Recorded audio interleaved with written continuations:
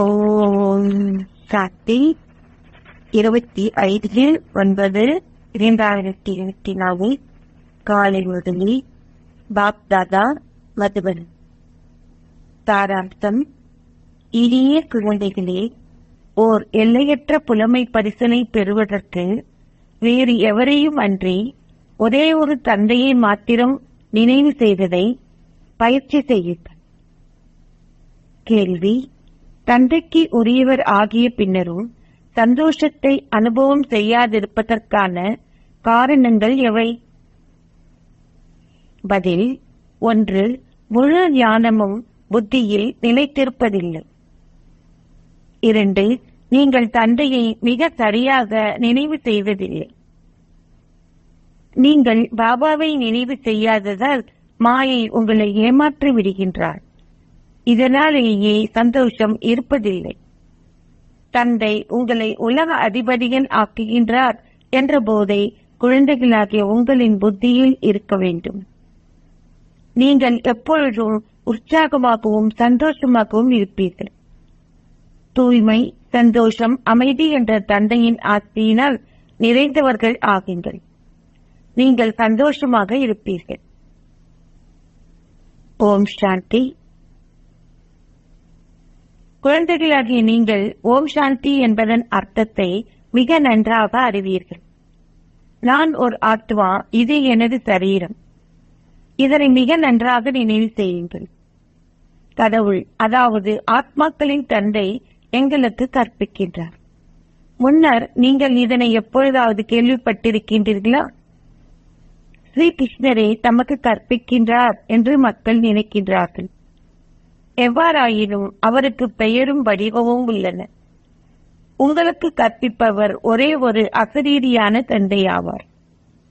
பரமாத்மா பேசும்போது ஆத்மாக்கள் செவிமடுக்கின்றார்கள். இது ஒரு புதிய விடயமாகும். விநாசம் நிச்சயமாக இடம்பெறும். விநாசத்தின் போது அன்பான புத்தியை கொண்டவர்களும் அன்பில்லாத புத்தியை கொண்டவர்களும் உள்ளனர். கடவுள் சர்வ வியாபி என்றும் அவர் கல்லிலும் கூழாங்கற்களிலும் இருக்கின்றார் என்றும் நீங்கள் முன்னர் கூறினீர்கள். இவை யாவற்றையும் நீங்கள் மிக நன்றாக புரிந்து கொள்ள வேண்டும். ஆத்மா அழியாதவரும் சரீரம் அழியக்கூடியது என்றும் உங்களுக்கு விளங்கப்படுத்தப்பட்டுள்ளது. ஆத்மா அளவில் பெரியதாகவும் சிறியதாகவும் ஆகுவதில்லை. ஓர் ஆத்மா மிகவும் சிறியவராவார். அத்தகைய சிறிய ஆத்மா 84 பிறவிகளை எடுத்து தனது முழு பாகத்தையும் நடிக்கின்றார். ஆத்மா சரீரத்தை இயக்குகின்றார். அதை மேலான தந்தை உங்களுக்கு கற்பிக்கின்றார் என்பதால் நீங்களும் ஓர் உயர்ந்த அந்தஸ்தை பெறுகின்றீர்கள். ஆத்மாவை கற்று ஓர் அந்தஸ்தையும் பெறுகின்றார். ஓர் ஆத்மாவை பார்க்க முடியாது. ஒரு ஆத்மா ஒரு சரீரத்தில் எவ்வாறு பிரவேசித்து வெளியேறுகின்றார் என்பதை காண்பதற்கு பலரும் முயற்சிக்கின்றார்கள். ஆனால் எவ்வாறு என்பதை அவர்களால் கூற முடியாது. ஒரு ஆத்மாவை ஒருவர் காண நேர்ந்தாலும் அவர் எதனையும் புரிந்து கொள்ள மாட்டார். ஆத்மாவே சரீரத்தில் இருக்கின்றார் என்பதை நீங்கள் புரிந்து கொள்கின்றீர்கள். ஓர் ஆத்மா மனித சரீரத்திலிருந்து வேறுபட்டவர். ஒரு ஆத்மா பெரியதாகவோ சிறியதாகவோ ஆகுவதில்லை. சரீரமே சிறியதிலிருந்து பெரியதாகின்றது. ஆத்மாவே தூய்மையானவரும் தூய்மையற்றவரும் ஆகுகின்றார். ஆத்மாவே தந்தையை கூவி அழைக்கின்றார். ஓ பாபா, தூய்மையற்ற ஆத்மாக்களை தூய்மையாக்குகின்றவரே வாருங்கள். ஆத்மாக்கள் அனைவரும் மனவாட்டிகள் என்றும் அவரே ஒரே ஒரு மனவாளனான ராமர் என்றும் உங்களுக்கு விளங்கப்படுத்தப்பட்டுள்ளது. அவர்கள் அனைவரும் மனவாளர்கள் என்று மக்கள் கூறுகின்றார்கள். மனவாளன் அனைவருக்குள்ளும் பிரவேசிப்பது சாத்தியமல்ல.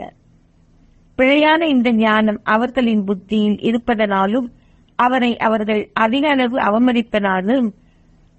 அவமதிப்பதனாலும் அதிக அளவு பாவங்களை செய்திருப்பதனால் அவர்கள் அவரை அவதூறு செய்கின்றார்கள். அவர்கள் தந்தையை அதிக அளவு அவதூறு செய்துள்ளார்கள். குழந்தைகள் எப்பொழுதேனும் தமது தந்தையை அவதூறு செய்வார்களா? எவ்வாறாயினும் இக்காலத்தில் குழந்தைகள் சீரழிந்திருப்பதால் அவர்கள் தமது லௌகீக தந்தையை அவதூறு செய்கின்றார்கள். அவரோ சிவபாபா எல்லையற்ற தந்தையாவார். ஆத்மாக்களே எல்லையற்ற தந்தையை அவதூறு செய்கின்றார்கள். பாபா, நீங்கள் முதலையையும் மீனிலும் அவதரிக்கின்றீர்கள். பெண்களை கடத்தினார் என்றும் வெண்ணையை திருடினார் என்றும் அவர்கள் ஸ்ரீகிருஷ்ணரையும் அவதூறு செய்துள்ளார்கள். அவருக்கு வெண்ணையை திருட வேண்டிய அவசியம் என்ன? அவர்களின் புத்தி மிகவும் தமோ பிரதான் ஆகியுள்ளது. நான் தூய்மையாகுவதற்கு மிகவும் இலகுவான வழியை காட்டுகின்றேன். தந்தை மாத்திரமே சர்வ சக்திவானான தூய்மையாக்குபவர். சாதுக்களும் புனிதர்களும் சமய நூல்களின் அதிகாரிகள் என கூறுவதைப் போன்று சங்கராச்சாரியரும் வேதங்களினிலும் சமய நூல்களினிலும் அதிகாரியாவார். அவர்கள் அதிக அளவு ஆடம்பரமாக உள்ளார்கள். சிவாச்சாரியார் எந்த ஆடம்பரமும் மற்றவர். அவர் தன்னுடன் சிஷியர்களை வைத்திருப்பதில்லை. சிவபாபா இங்கு அமர்ந்திருந்து அனைத்து வேதங்களிலும் சமய நூல்களிலும் சாராம்சத்தை பேசுகின்றார். சிவபாபா தனது ஆடம்பரத்தை காட்ட வேண்டுமாயின் அதற்கு முதல் பிரம்மாவின் ஆடம்பரம் இருக்க வேண்டும். ஆனால் இல்லை. தந்தை கூறுகின்றார், நான் குழந்தைகளாகிய உங்களின் சேவகன். தந்தை இவருக்குள் பிரவேசித்து குழந்தைகளாகிய உங்களுக்கு விளங்கப்படுத்துகின்றார். குழந்தைகளே, நீங்கள் தூய்மையற்றவர் ஆகியுள்ளீர்கள். நீங்கள் தூய்மை ஆகினீர்கள். பின்னர் 84 பிறவிகளின் போது தூய்மையற்றவர்கள் ஆகினீர்கள். இவரது வரலாறும் புவியலும் மீண்டும் இடம்பெறும். இவரே 84 பிறவிகளின் ஊடாக சென்றார். இவருக்கு சதோபிரதான் ஆகுவதற்கான வழி காட்டப்பட்டுள்ளது. தந்தை மாத்திரமே சர்வசக்திவான். அவர் அனைத்து வேதங்களிலும் சமய நூல்களிலும் சாராம்சத்தை பிரம்மா மூலம் உங்களுக்கு விளங்கப்படுத்துகின்றார். படங்களில் அவர்கள் பிரம்மாவை சமய நூலுடன் சித்தரித்து உள்ளார்கள். ஆனால் உண்மையில் சமய நூல்கள் என்ற கேள்விக்கு இடமில்லை. பாபாவிடமோ இவரிடமோ சமய நூல் இருப்பதில்லை. உங்களிடமும் இருப்பதில்லை. அந்த ஒரே ஒருவர் எப்பொழுதும் உங்களுக்கு புதிய விடயங்களையே கூறுகின்றார். சமய நூல்கள் அனைத்தும் பக்தி மார்க்கத்திற்கு உரியவை என்று உங்களுக்கு தெரியும். நான் சமய நூல்களை கூறுவதில்லை. நான் வாழ் வழியாகவே உங்களிடம் பேசுகின்றேன். நான் உங்களுக்கு ராஜயோகம் கற்பிக்கின்றேன். அது பின்னர் பக்தி மார்க்கத்தில் கீதை என பெயரிடப்பட்டது. என்னிடமோ அல்லது உங்களிடமோ கீதை உள்ளதா? இது ஒரு கல்வியாகும். இதில் ஸ்லோகங்கள் போன்ற எந்த கேள்விக்கும் இடமில்லை. நான் உங்களுக்கு கற்பிக்கின்றேன். தொடர்ந்தும் இவ்வாறே ஒவ்வொரு சக்கரத்திலும் கற்பிப்பேன். நான் அத்தகைய இலகுவான விடயங்களையே விளங்கப்படுத்துகின்றேன். உங்களை ஒரு ஆத்மா என கருதுங்கள். இந்த சரீரம் மண்ணோடு மண்ணாகிவிடும். ஆத்மா அழியாதது. சரீரமோ தொடர்ந்தும் எரிக்கப்படுகின்றது. ஆத்மா ஒரு சரீரத்தை நீக்கி இன்னொன்றை எரிக்கின்றார். தந்தை கூறுகின்றார், நான் ஒரு முறையே வருகின்றேன். மக்கள் சிவராத்திரியை கொண்டாடுகின்றார்கள். ஆனால் அது உண்மையில் சிவ ஜெயந்தி என்றே அழைக்கப்பட வேண்டும். எவ்வாறாயினும் ஜெயந்தி என்றால் தாயின் கருப்பையின் மூலம் பிறப்பு எடுப்பது என்பதாகும். இதனாலேயே அவர்கள் அதை சிவராத்திரி என்று அழைக்கிறார்கள். தோபர கலியுகங்களின் இதழில் அவர்கள் என்னை தேடுகின்றார்கள். அவர்கள் கூறுகின்றார்கள், அவர் சர்வவியாபி. ஆகையால் அவர் உங்களுக்குள்ளும் உள்ளார். அவ்வாறாயின் நீங்கள் ஏன் தரிவாரி தெரிகின்றீர்கள்? தேவர்களிலிருந்து நீங்கள் முற்றிலும் அசுர சமுதாயத்தை சேர்ந்தவராகியது போன்று உள்ளது. தேவர்கள் மதுபானம் அருந்துவார்களா? அதே ஆத்மாக்களை வீழ்ந்து பின்னர் மதுபானம் போன்றவற்றை அருந்த ஆரம்பித்தார். தந்தை கூறுகின்றார், இப்பொழுது இப்பழைய உலகம் நிச்சயமாக அழிக்கப்பட உள்ளது. பழைய உலகில் எண்ணற்ற சமயங்கள் உள்ளன. புதிய உலகில் ஒரே ஒரு தர்மமே உள்ளது. ஒரே ஒரு தர்மத்திலிருந்து இப்போது பல சமயங்கள் உள்ளன. ஆகையால் இப்பொழுது நிச்சயமாக ஒரே ஒரு தர்மம் இருக்க வேண்டும். மக்கள் கலியுகம் இன்னமும் 40,000 வருடங்கள் நீடிக்கும் என்று கூறுகிறார்கள். அதுவே கார் இருள் என்று அழைக்கப்படுகின்றது. ஞான சூரியன் உதயமாகும் போது அறியாமை என்ற இருள் அகற்றப்படும். மக்கள் அதிக அளவு அறியாமையில் உள்ளனர். ஞான சூரியனும் ஞான கடலுமாகிய தந்தை வரும்போது உங்கள் பக்தி மார்க்கத்தின் அறியாமை முடிவடைகின்றது. தந்தையை தொடர்ந்தும் நினைவு செய்வதன் மூலம் நீங்கள் தூய்மையாகுகின்றீர்கள். கலப்படம் அகற்றப்படுகின்றது. இதுவே யோக அக்னியாகும். காம அக்னி உங்களை அவலட்சணமானவர்கள் ஆக்குகின்றது. ஆனால் யோக அக்னி, அதாவது சிவபாபாவின் நினைவு, உங்களை அழகானவர்கள் ஆக்குகின்றது. அவர்கள் ஸ்ரீகிருஷ்ணருக்கு ஷியாம் சுந்தர் அழகானவரும் அவலட்சமானவரும் என்று பெயரிட்டுள்ள போதும் அதன் அர்த்தத்தை புரிந்து கொள்வதில்லை. தந்தை வந்து அதன் அர்த்தத்தை உங்களுக்கு விளங்கப்படுத்துகின்றார். முதலில் அவர்கள் சத்தியுகத்தில் மிகவும் அழகானவர்களாக இருந்தனர். ஆத்மாக்கள் தூய்மையானவர்களாகவும் அழகானவர்களும் இருப்பதால் அவர்கள் தூய அழகான சரீரங்களை பெறுகின்றனர். அங்கே செல்வம், சொத்து அனைத்தும் புதியதாகவே இருக்கும். புதிய உலகம் பின்னர் பழையதாகின்றது. இப்பழைய உலகம் நிச்சயமாக அழிக்கப்பட உள்ளது. விநாசத்திற்கு அதிக அளவு ஆயத்தங்கள் செய்யப்படுகின்றன. தமது சொந்த குலத்தையே அழிக்கின்றோம் என்பதை அவர்கள் அறிந்த அளவிற்கு பாரத மக்கள் அறியாது உள்ளார்கள். விஞ்ஞானத்தின் மூலம் நமது சொந்த அழிவை யாரோ தூண்டுகிறார்கள் என்று அவர்கள் நினைக்கின்றனர். கிறிஸ்துவுக்கு 3000 வருடங்களுக்கு முன்னர் வைகுந்தம் இருந்தது என்று நீங்களும் புரிந்து கொள்கின்றீர்கள். அது அந்த இறைவன் இறைவிகளின் உலகமாக இருந்தது. பாரதமே புராதன தேசமாகும். லட்சுமியும் நாராயணனும் ராஜயோகத்தின் மூலம் அவ்வாறு ஆகினார்கள். தந்தை ஒருவரால் மாத்திரமே இந்த ராஜயோகத்தை கற்பிக்க முடியும். சன்னியாசிகளினால் இதனை கற்பிக்க முடியாது. இக்காலத்தில் பல ஏமாற்றுதல்கள் இடம்பெறுகின்றன. அவர்கள் வெளிநாடுகளுக்கு சென்று பாரதத்தின் புராதன யோகத்தை கற்பிக்கின்றோம் என்று கூறுகின்றார்கள். அத்துடன் அவர்கள் முட்டை உண்ணலாம், மதுபானம் அருந்தலாம், நீங்கள் எதுவும் செய்யலாம் என்றும் கூறுகின்றனர். அவர்களால் எவ்வாறு ராஜயோகத்தை கற்பிக்க முடியும்? அவர்களால் எவ்வாறு மனிதர்களை தேவர்கள் ஆக்க முடியும்? மிகவும் மேன்மையானவராக இருந்த ஆத்மா பின்னர் மறுபிறவிகள் இருப்பதால் சதோ பிரதானத்தில் இருந்து தமோ பிரதான் ஆகின்றார் என்று தந்தை விளங்கப்படுத்துகின்றார். நீங்கள் மீண்டும் ஒரு முறை சொர்க்கத்தை ஸ்தாபிக்கின்றீர்கள்.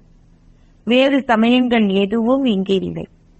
தந்தை கூறுகின்றார், நரகம் நிச்சயமாக அழிக்கப்பட உள்ளது. இங்கு வந்தவர்கள் நிச்சயமாக சொர்க்கத்திற்கு செல்வார்கள். சிவபாபாவின் ஞானத்தை சிறிதளவு செவிமடுத்தாலும் அவர்கள் நிச்சயமாக சொர்க்கத்திற்கு செல்வார்கள். அதன் பின்னர் அவர்கள் எந்த அளவிற்கு கற்று தந்தையை எந்த அளவிற்கு நினைவு செய்கின்றார்கள் என்பதற்கு ஏற்ப ஓர் உயர்ந்த அந்தஸ்தை பெறுகின்றார்கள்.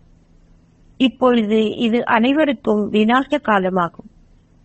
விநாசத்தின் போது அன்பான புத்தியை கொண்டவர்கள் தந்தையை தவிர வேறு எவரையும் நினைவு செய்ய மாட்டார்கள். அவர்களே உயர்ந்ததோர் அந்தஸ்தை கோருகின்றார்கள்.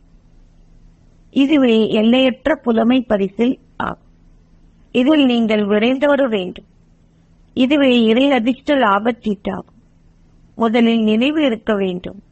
இரண்டாவதாக நீங்கள் தெய்வீக குணங்களை கிரகிக்க வேண்டும்.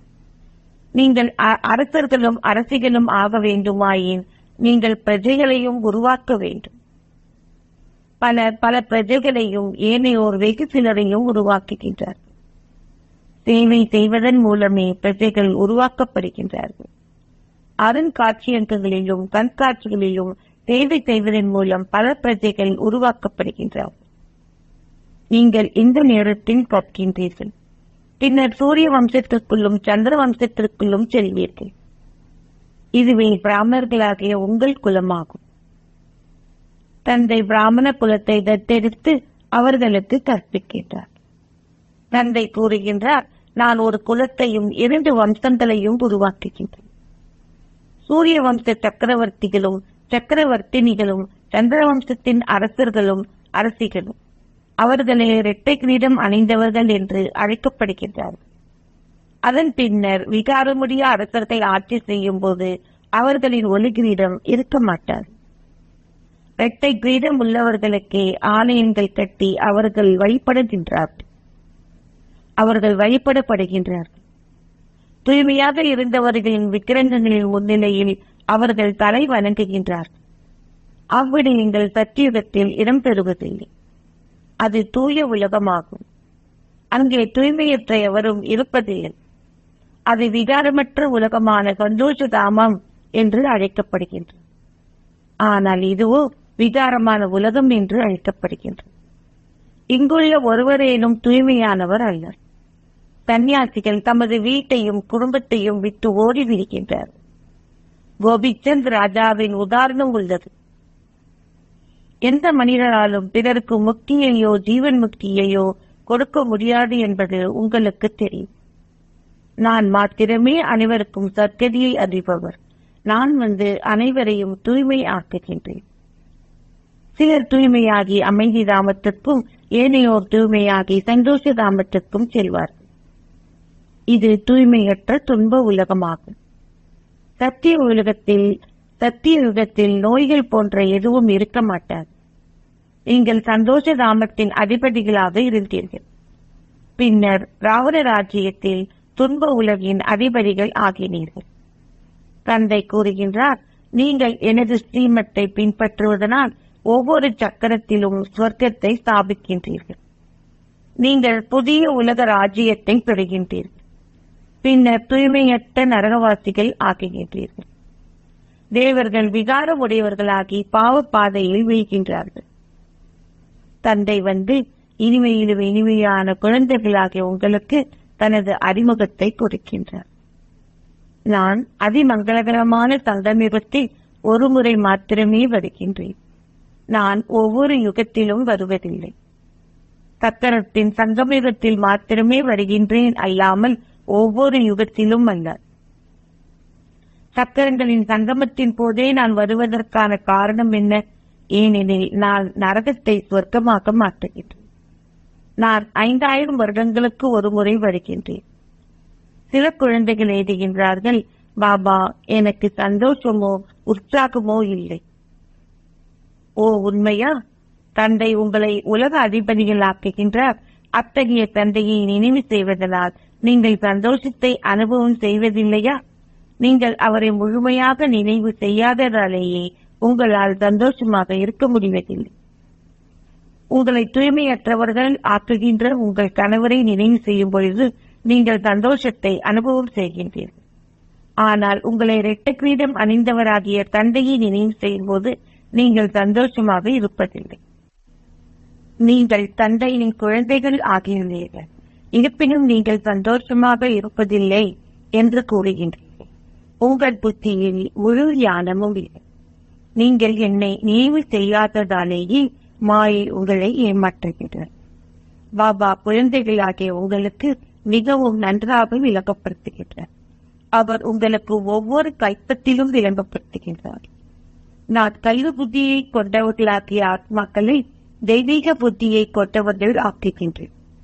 ஞானம் நிறைந்த தந்தையே வந்து ஞானத்தை கொடுக்கிறார். அவர் அனைத்தினாலும் நிறைந்துள்ளார். அவர் முற்றையும் தூய்மையானவரும் அன்பு நிறைந்தவரும் ஆவார். அவரை ஞானக்கடலும் சந்தோஷக்கடலும் அன்பு கடலும் ஆவார். நீங்கள் இந்த ஆட்சியை அத்தகைய தந்தையிடம் இருந்து பெறுகின்றீர்கள். நீங்கள் அவ்வாறு ஆகுவதற்காகவே இங்கு வந்துள்ளீர்கள். எவ்வாறாயினும் ஏனைய ஆன்மீக ஒன்று பொருள்கள் அனைத்தும் பக்தி மார்க்கத்திற்கு உரியவை. அவர்களுக்கு இலக்கோ அல்லது லட்சியமோ இல்லை. இது கீதா பாடசாலை என்று அழைக்கப்படுகின்றது. இது வேதங்களுக்கான பாடசாலை அல்ல.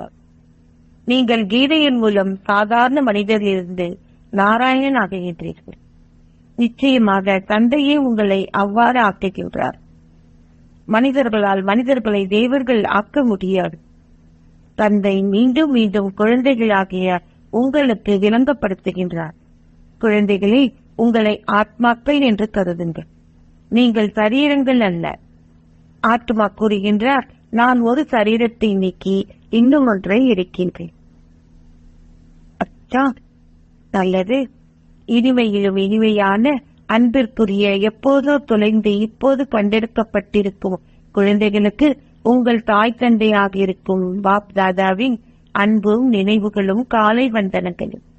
ஆன்மீக தந்தை ஆன்மீக குழந்தைகளுக்கு நமஸ்தே சொல்கின்றார். ஆன்மீக குழந்தைகள் ஆன்மீக தந்தைக்கு நமஸ்தே சொல்கின்றனர். தாரணைக்கான சாராம்சம் 1. சிவபாபா எந்த ஆடம்பரமும் இல்லாமல் குழந்தைகளாகிய உங்களுக்கு கற்பிக்க ஒரு சேவகனாக வருவதைப் போன்று நீங்களும் அதிகாரிகளாக இருந்த போதும் அவரை போன்று அகங்காரமற்றவர்களாக இருங்கள். தூய்மையாகி பிறரை தூய்மை ஆக்குகின்ற சேவையை செய்யுங்கள். 2. விநாதத்தின் போது இறை அதிர்ஷ்ட லாபச்சீட்டை பெற்றுக் கொள்வதற்கு அன்பான புத்தியுடையவர்களாகி நினைவு யாத்திரையில் விரைந்தோடி தெய்வீக குணங்களை திரகியுங்கள். ஆசீர்வாதம். நீங்கள் பாதுகாப்பாக உணர்வதுடன் மற்றவர்களையும் தூய எண்ணங்களால் சூழ்வதன் மூலம் அவர்களுக்கும் அதே அனுபவத்தையும் வழங்குகின்ற சக்திசாலி ஆத்மா ஆகுவீர்களாக. நீங்கள் பாதுகாப்பாக உணர்வதுடன் மற்றவர்களையும் தூய எண்ணங்களால் சூழ்வதன் மூலம் அவர்களுக்கும் அதே அனுபவத்தையும் வழங்குகின்ற சக்திசாலி ஆத்மா ஆகுவீர்களாக. சக்திசாலி ஆத்மா என்பவர் திட சந்தர்ப்பத்தின் சக்தியால் ஒரு வினாடிக்கும் குறைவான நிலையில் வீணானவை சகலதையும் முடிப்பவராவார். நீங்கள் தூய எண்ணங்களின் சக்தியை இனம் காண வேண்டும். தூய சக்தி வாய்ந்த எண்ணத்தால் பல அற்புதங்களை செய்ய முடியும். திட சந்தர்ப்பமான எண்ணத்தை கொண்டிருங்கள். இந்த திட சந்தர்ப்பம் வெற்றியை ஏற்படுத்தும். எல்லோரையும் தூய எண்ணங்களால் சூழ்ந்து இவற்றால் கட்டி போடுங்கள். அவர்களில் எவராவது சிறிது பலவீனமாக இருந்தாலும் இந்த முறையில் அவர்களை சூழ்ந்திருப்பது அவர்களுக்கு ஒரு பாதுகாப்பு கொடையாக, பாதுகாப்பிற்கான வழிமுறையாக, ஒரு கோட்டையாக மாறும். ஸ்லோகம். இறைவனிடமிருந்து நேரடியாக ஒரு மேன்மையான வாழ்விற்காக பராமரிப்பையும் இந்த கல்வியையும் ஸ்ரீமத்தையும் பெறுபவர்கள் அதிமேன்மையான பாக்கியத்தை கொண்டிருக்கின்றார். இறைவனிடமிருந்து நேரடியாக ஒரு மேன்மையான வாழ்விற்காக பராமரிப்பையும் இந்த கல்வியையும் ஸ்ரீமத்தையும் பெறுபவர்கள் அதிமேன்மையான பாக்கியத்தை கொண்டிருக்கின்றார்கள். ஓம் சக்தி.